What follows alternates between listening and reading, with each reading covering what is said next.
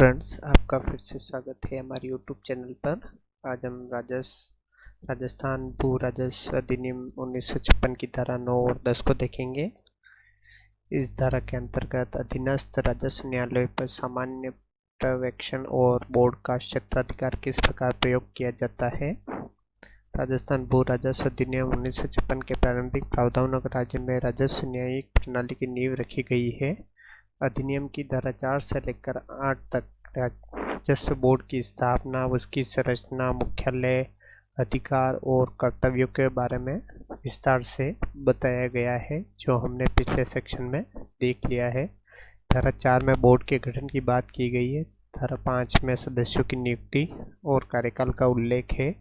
धारा 6 में मुख्यालय अजमेर बताया गया है, जबकि 7 में मंत्री गणीय अधिकारियों की नियुक्ति, जैसे कि जो भी उसके अंतर्गत अधिकारी आएंगे उसके बारे में बताया गया है। और धारा 8 में बोर्ड की शक्तियों के बारे में बताया गया है। हम धारा 9 और 10 को विस्तार से समझेंगे, जो राजस्व बोर्ड की अधीनस्थ न्यायालयों पर निगरानी और बोर्ड की न्यायिक शक्तियों के प्रयोग से संबंधित है। यह धाराएं बोर्ड की संवैधानिक स्थिति को और अधिक मजबूत करती है। धारा 9 अधीनस्थ राजस्व न्यायालय को सामान्य पर्यवेक्षण। धारा 9 इस बात को सुनिश्चित करती है कि राज्य में कार्यरत सभी राजस्व न्यायालय और सभी राजस्व अधिकारी राजस्व बोर्ड के अधीन हो, अर्थात बोर्ड इन सभी पर सामान्य नियंत्रण और पर्यवेक्षण यानी जनरल सुपरिटेंडेंट एंड कंट्रोल रखता है। यह प्रावधान इसलिए अत्यधिक महत्वपूर्ण है क्योंकि इससे यह स्पष्ट होता है कि राज्य के विभिन्न जिलों और तहसीलों में विभिन्न अलग अलग राजस्व न्यायालय अपने अपने क्षेत्र में स्वतंत्र रूप से कार्य तो करते हैं, लेकिन उन कार्यों पर एक उच्च स्तर की निगरानी बोर्ड के माध्यम से होती है। इससे न्यायिक प्रणाली में एकरूपता और अनुशासन सुनिश्चित होता है। उदाहरण के लिए, यदि किसी जिले में किसी उपखंड अधिकारी द्वारा भूमि बंटवारे के नियमों का उल्लंघन करते हुए निर्णय दिया गया, तो उस निर्णय की जांच और सुधार की व्यवस्था राजस्व बोर्ड के माध्यम से की जा सकती है। ध्यान देने योग्य यह है कि यह नियंत्रण सामान्य है, अर्थात यह प्रतिदिन की कार्रवाई से हस्तक्षेप नहीं करता है, परंतु जब कोई गंभीर अनियमितता या अपवादजनक स्थिति उत्पन्न होती है तब बोर्ड इसमें हस्तक्षेप करता है। इससे यह सुनिश्चित होता है कि अधीनस्थ अधिकारी और न्याय विधि के अनुसार कार्य करे और किसी पक्ष न्याय में वंचित न रहे। उसके बाद धारा 10 है, बोर्ड का क्षेत्राधिकार किस प्रकार प्रयोग किया जाता है। राजस्व बोर्ड की स्थापना मुख्य उद्देश्य राजस्व मामलों की अपीलीय पुनर्विचार और समीक्षा को सुनाता है और अंतिम निर्णय देना है। लेकिन बोर्ड के कार्यों की प्रक्रिया और अधिकार क्षेत्र का प्रयोग कैसे होता है, इस बात को स्पष्ट करने के लिए धारा 10 बनाई गई है। इस धारा का पहला उपखंड यह बताता है, जब कोई अन्य व्यवस्था अधिनियम के अंतर्गत अन्य लागू कानून के अंतर्गत नहीं की गई हो, तब तक यह बोर्ड क्षेत्राधिकार निम्न 2 तरीकों से प्रयोग किया जा सकता है। पहला तरीका यह है कि बोर्ड का कोई सदस्य, चाहे वह अध्यक्ष हो या कोई अन्य सदस्य, अलग बैठकर या अकेले बैठकर सिटिंग सिंगली मामलों की सुनवाई कर सकता है। इसका उपयोग तब किया जाता है जब मामला अपेक्षित कम जटिल हो और कानूनी दृष्टि से कोई विशेष विवाद न हो। उदाहरण के लिए, यदि किसी व्यक्ति को भूमि के किराए से जुड़ी किसी छोटी अपील की सुनवाई करनी है, तो एकल सदस्य इस पर निर्णय दे सकता है। दूसरा तरीका यह है कि बोर्ड की एक ब्रांच, जिसमें 2 या अधिक सदस्य हो, मामला की सुनवाई करे, और यह व्यवस्था अधिक गंभीर या विवादास्पद मामलों के लिए होती है, जहां विभिन्न कानूनी दृष्टिकोण हो सकते हैं या निर्णय का व्यापक प्रभाव हो सकता है।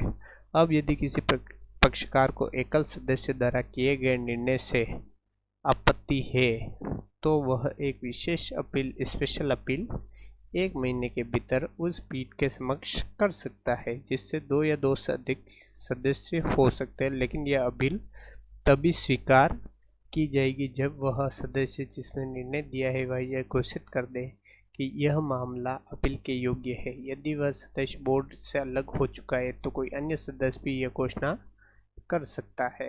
यह व्यवस्था यह सुनिश्चित करती है कि एकल सदस्य के निर्णय के खिलाफ अपील का अधिकार रहे, लेकिन यह अधिकार विवेकपूर्ण और सीमित हो ताकि प्रणाली का दुरुपयोग न हो।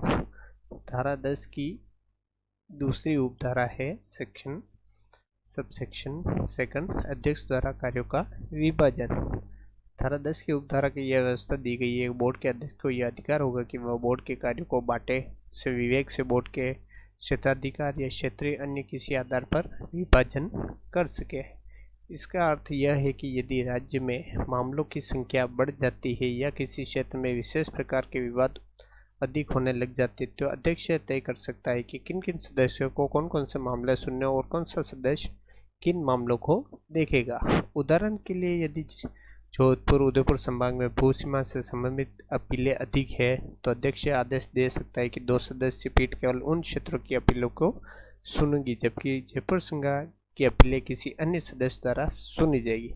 यह व्यवस्था बोर्ड के कार्यों को व्यवस्थित रखने के लिए अत्यंत आवश्यक है और इससे न्यायिक प्रक्रिया तेजी से प्रभावी बनती है।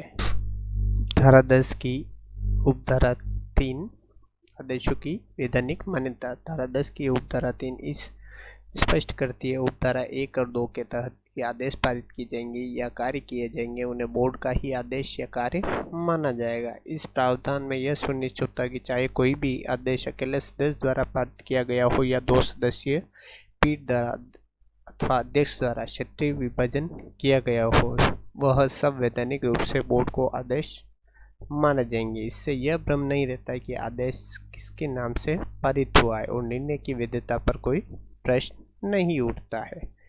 पूर्ववर्ती धाराओं से क्या क्या संबंध है यह देख लेंगे। धारा 7 और 8 में जब बोर्ड के आंतरिक प्रशासनिक शक्तियों की बात की गई, वहीं धारा 9 और 10 यह सुनिश्चित करती है कि बोर्ड का बाहरी नियंत्रण और क्षेत्राधिकार किस प्रकार उपयोग में लाया जाए।